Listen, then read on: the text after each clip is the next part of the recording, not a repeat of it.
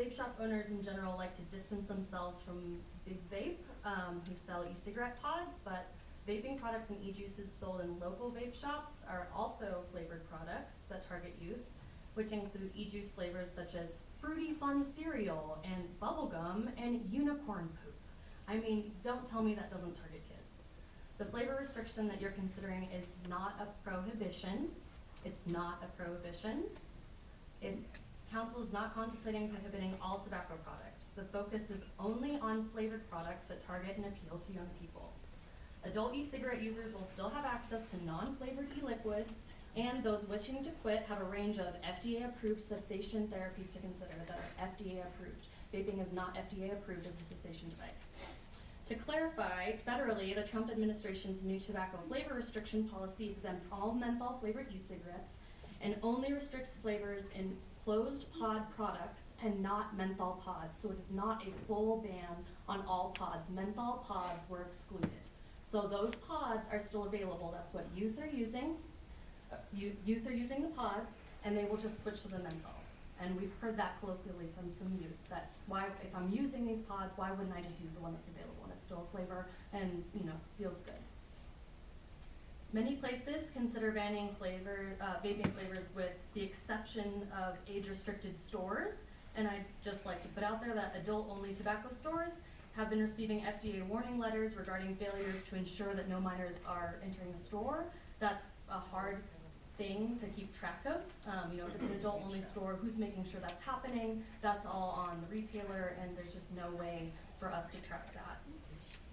Restricting flavored tobacco product availability, all products, all locations, helps to denormalize tobacco product use so young people aren't seeing flavored products used all the time in their daily lives around them in Salida walking around.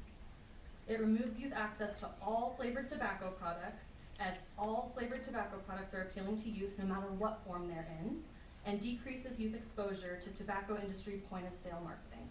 They are targeted. I strongly encourage the council to pass this ordinance, including tobacco retail licensing, age of sale to 21, and the full tobacco product flavor ban, all products, all locations, to truly have the desired impact and protect Salida's young people.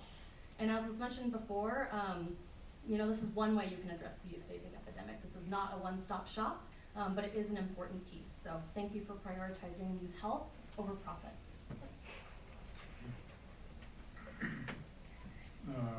Brandon Becker.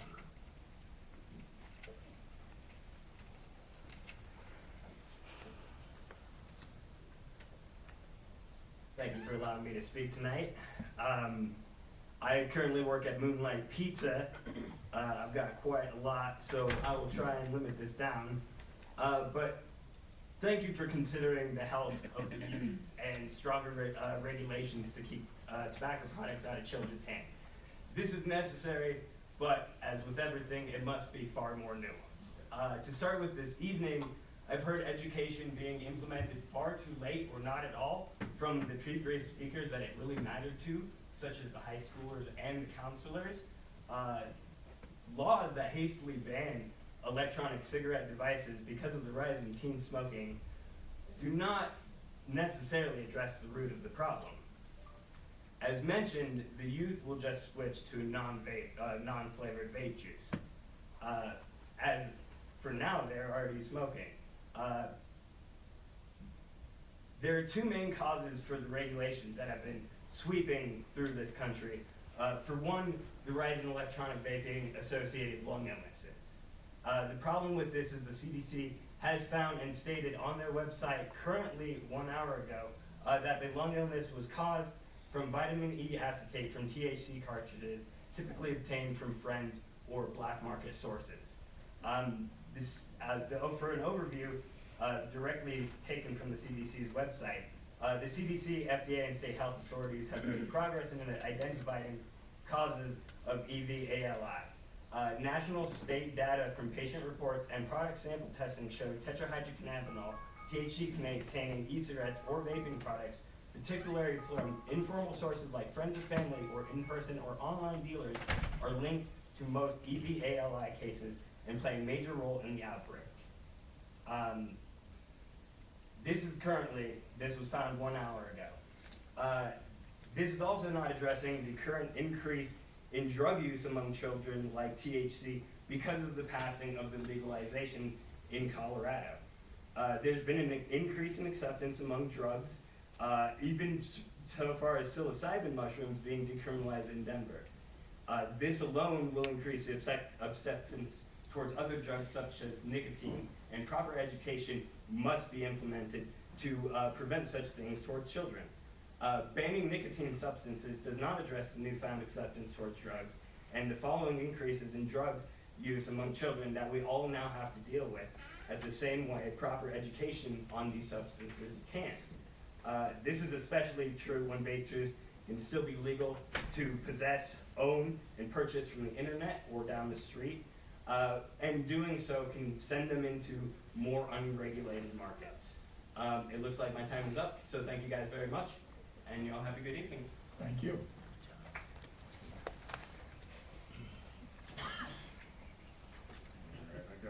I got a handful of folks that were signed up on the wrong sheet, but I think Shelby Cox, you did want to speak about this issue, correct?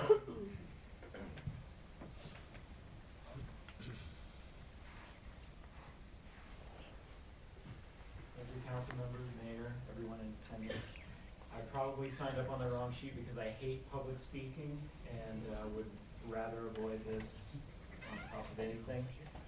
I would also like to applaud everyone that showed up tonight to let democracy be in action. I have 3 points. Number one,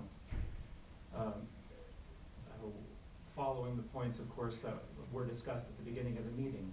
The age 21, where we discussed the age has been changed to 21, and the next thing is just to clean up the language. I would like to see how that language is cleaned up locally, in addition to the age of 21 that is already in effect, state and federally, that has been applied. I'm sorry, for the record, my name is Shelby Cox. I live at 12 and D. I was about to help you out. You tell me.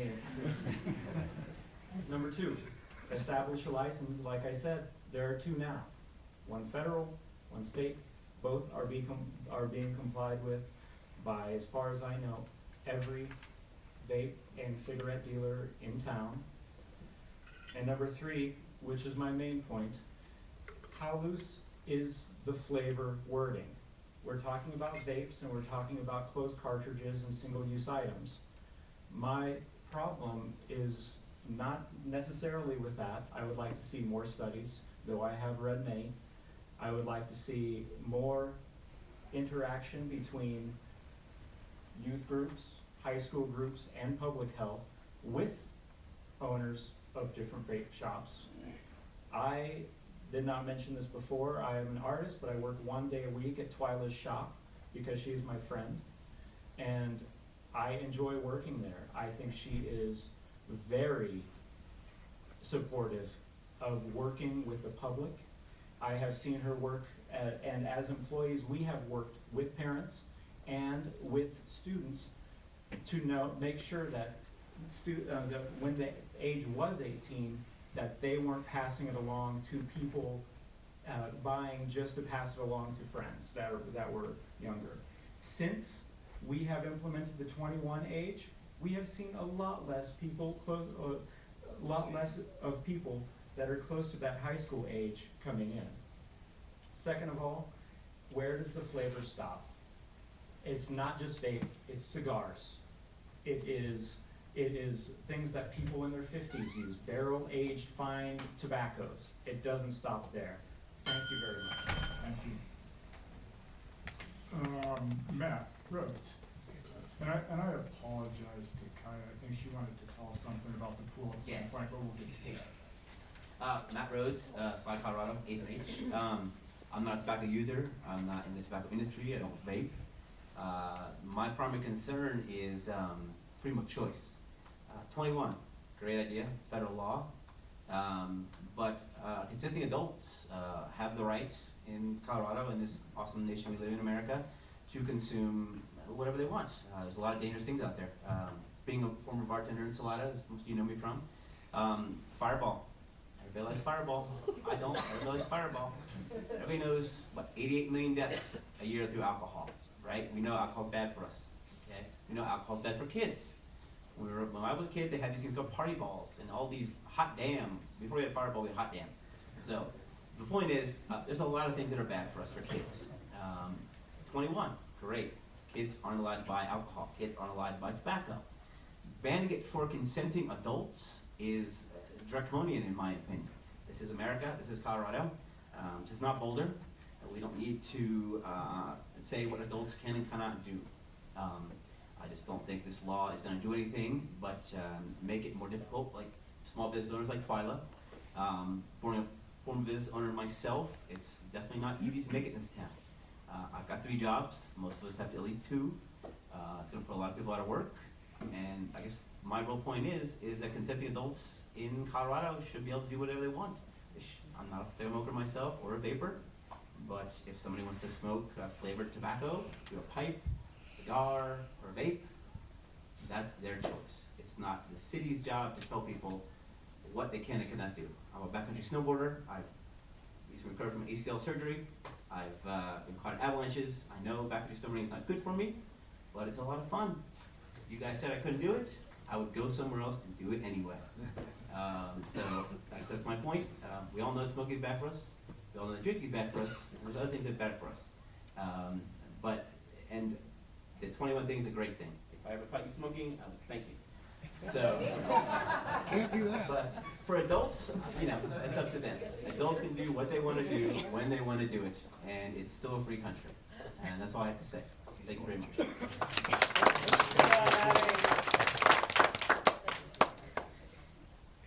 be great if we refrained from that. We're almost done. We're gonna get there. Zach Meyer.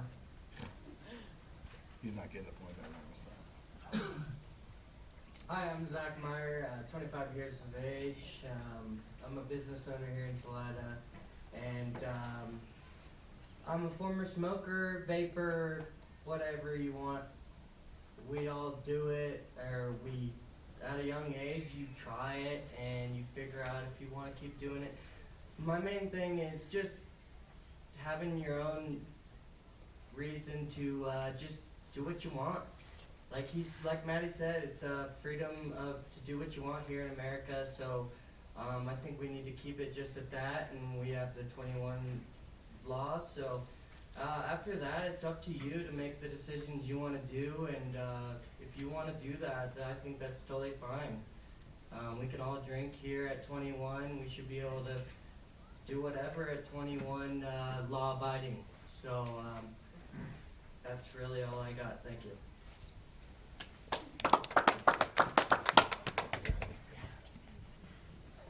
All right, that's everybody I had signed up to speak. Did somebody forget? Okay, very good. We will close the public hearing then and move on to council deliberation. I think Kyle wants to say something about the pool. Okay, if that's okay with the council, let's Sure. give Kai a minute. And I apologize for missing that, so. Kai?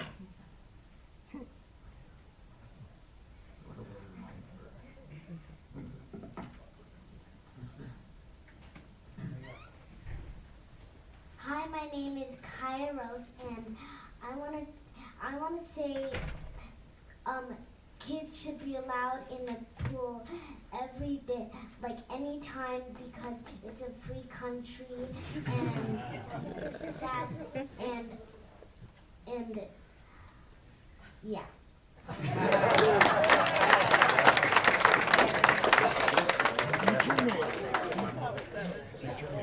Now, We will have Diesel take a look at those pool hours.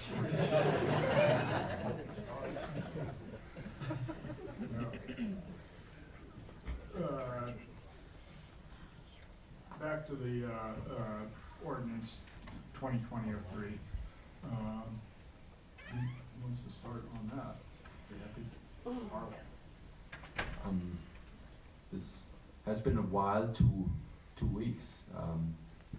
since we first put that ordinance out there, we have gotten a lot feedback. And I have to admit or open up that it has changed my opinion a little bit. It certainly got more differentiated. I started out with my bias of I'm a healthcare professional, and I just can't project why someone would put carcinogen into their lungs. But I kept going back to our primary intent of keeping this away from the youth, and that was constantly the litmus test for me. Is what we are proposing definitely going to help to keep nicotine away from our youth? And I came to pretty clear conclusion that acknowledging the 21-year age allowance definitely goes into that direction. The licensing definitely gives us the tool to really control and protect and check whether underage people under 21 have access to smoking devices. I have changed my opinion a little bit about the ban of flavored tobacco products. Although I'm disgusted by the advertisement strategy of big tobacco industry, I do realize that not allowing this in the small stores in this town truly will just shift people to go somewhere else. I think we do have an influence on the owners of the local stores to really do their best to not sell those products to anyone under 21. So this is kind of where I'm standing right now. Yeah, I mean, first off, I just want to say thanks. This is representative government in action. I mean, this room is packed, and it's great to see everyone here. I also want to clear up a misconception. I mean, I've gotten lots of calls and emails over the last 2 weeks, and thanks for reaching out. But I think a lot of people, after seeing this ordinance in the paper, sort of came to this foregone conclusion that it was automatically going to be passed in 2 weeks. And the whole purpose of a public hearing is to get your input and feedback. And it's awesome that so many people came here and showed it. So I just think it's really important. So for anyone that came in here tonight thinking we'd already made up our minds, that, at least for me, that simply wasn't the case. I wanted to make sure you knew that.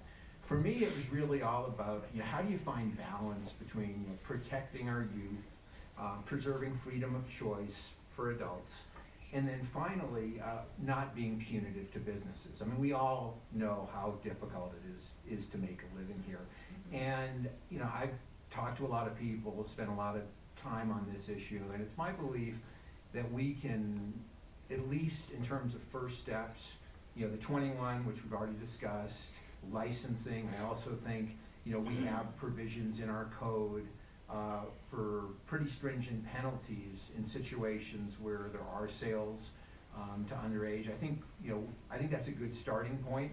I think we have good partners with many of the shops here in this community, and they know it's in their best interest to really be compliant on this. It'll be good for everybody. So I think where we start is with the age, the licensing, the penalties, and we hold off on the flavor ban. And maybe what we do is we consider reviewing this in a year and see how well this policy has worked. have additional public meetings, and, I mean, I think that's fair and a measured approach to this. So that's kind of where I am at this point, but thank you all for coming. I would agree with that point. Yeah, 21, basically that effort to kind of level that playing field, to treat tobacco, alcohol, and in my philosophy, marijuana on an even playing field makes sense. So whatever hoops alcohol and marijuana has to jump through, I think tobacco should as well. I do think that this ordinance kind of got caught up in the weeds, especially when it makes mention to flavored hookah. Like, I don't think we have teens struggling with hookah. It's not Egypt, so I don't know. But also cigars as well. It just felt, it definitely started kind of stretching that. I think initially and I hadn't heard it brought up initially, what kind of brought vape to my attention is just how stealthy it is. This is where it separates even menthol cigarettes. If I just know if I was going, to high school with vapor, it'd be a lot less conspicuous than doing the old bathroom crack open the window maneuver before the PE teacher comes running in. So I think that was really the sticking point at first, is that these devices are so small and they can fit in your pocket and nobody even really knows that you're doing it. But yeah, I think it does make sense to just try to treat tobacco similarly. I think that as alcohol, I think the argument that we're not attempting to ban flavored alcohol is a very poignant argument. So I think that's just my philosophy. That's going to be my approach moving forward, is trying to maintain that level playing field between those three subjects: tobacco, alcohol, and marijuana.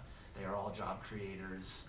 They are all tax revenue, and yes, to our laws, in our state right, they are normalized. So.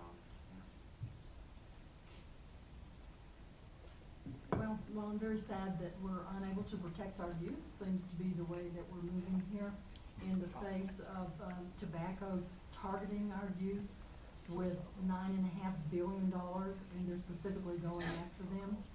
And then for the public to have the opinion that that's on the kids when they have developing brains, that's a really hard one for me to swallow.